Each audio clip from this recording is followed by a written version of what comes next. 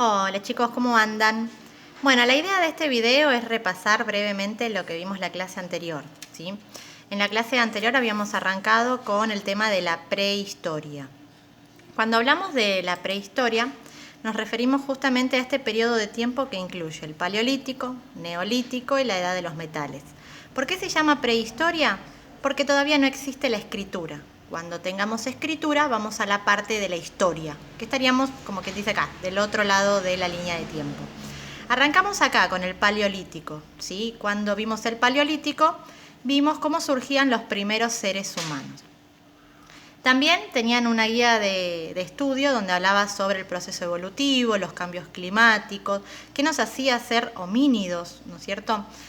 ¿Qué características puntuales tenían los homínidos? Hablamos sobre el paleolítico y en relación al paleolítico tenían acá un video con pequeñas características puntuales, ¿sí? Después las vamos a ver todavía más en profundidad. Bien, para repasar entonces teníamos la línea de tiempo que nos hablaba sobre el paleolítico, donde comenzamos a ver a los primeros seres humanos. Y hablamos mucho del proceso de hominización, ¿sí? Cuando hablamos del proceso de hominización hablamos de transformaciones que sufren, ¿no es cierto?, los homínidos, que pasa de formas no humanas a humanas. Este proceso de hominización se basa en una teoría, que es la teoría de la selección natural de Charles Darwin. Según esta teoría, los seres vivos que logran adaptarse al medio ambiente, es decir, que logran adaptarse a aquello que los rodea, sobreviven, se reproducen. Aquellos que no logran adaptarse al medio ambiente no sobreviven, no se reproducen y se extinguen.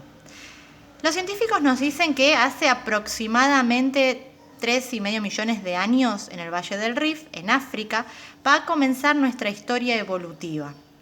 Ahora, ¿por qué evolucionamos? ¿No es cierto? ¿Qué nos hizo evolucionar? ¿Cuál fue la necesidad? Nuevamente los científicos nos dicen que hace 20 millones de años se produjeron cambios climáticos donde la selva se reemplazó por la sabana. Entonces los primates tuvieron que adaptarse ya no a la selva, sino a la sabana. Aquellos que se adaptaron comenzaron todo este proceso evolutivo que tenemos acá, ¿sí? Aquellos que no se adaptaron se extinguieron.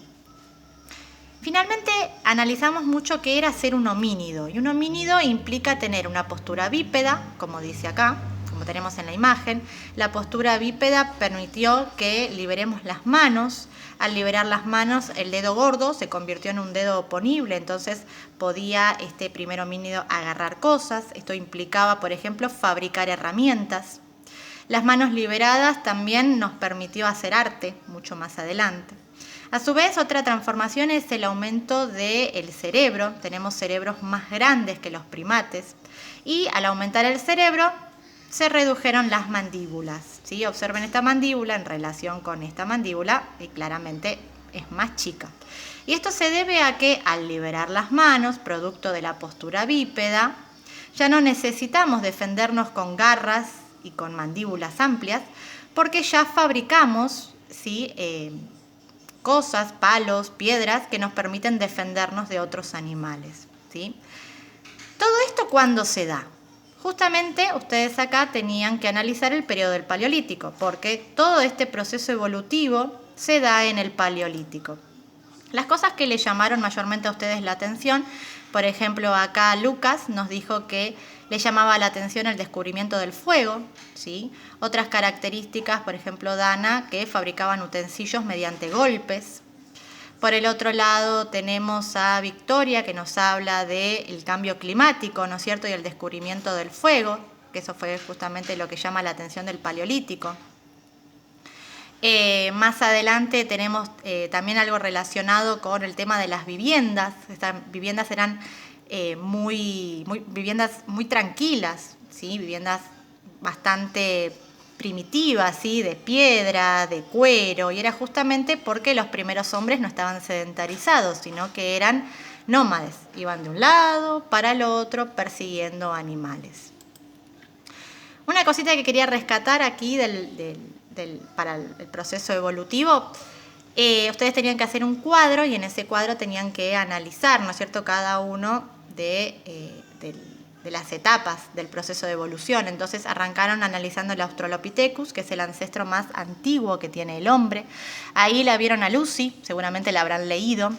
Lucy es una Australopithecus cuya principal característica es que, si bien tenía particularidades de primate, había logrado tener una postura bípeda.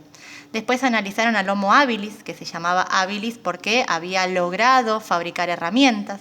El Homo erectus, que lleva ese nombre porque es el descubridor del fuego. ¿Sí? El fuego es impresionante, creo que a la mayoría justamente le llamó la atención eso, ¿no? El descubrimiento del fuego. Es algo muy importante porque el fuego sociabiliza y también permite cocinar, ¿no es cierto?, los alimentos.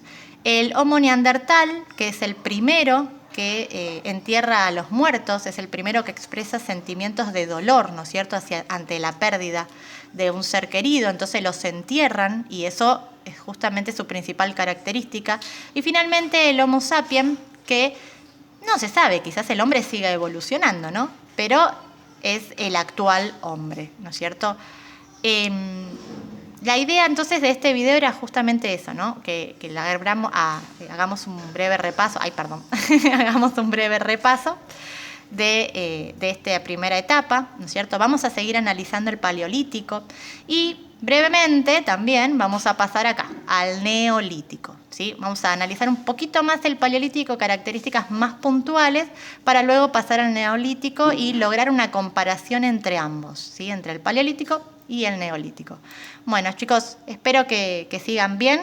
Nos vemos, quién sabe, prontito, quizás no, quizás sí. Así que espero que por lo pronto sigan bien, ¿sí?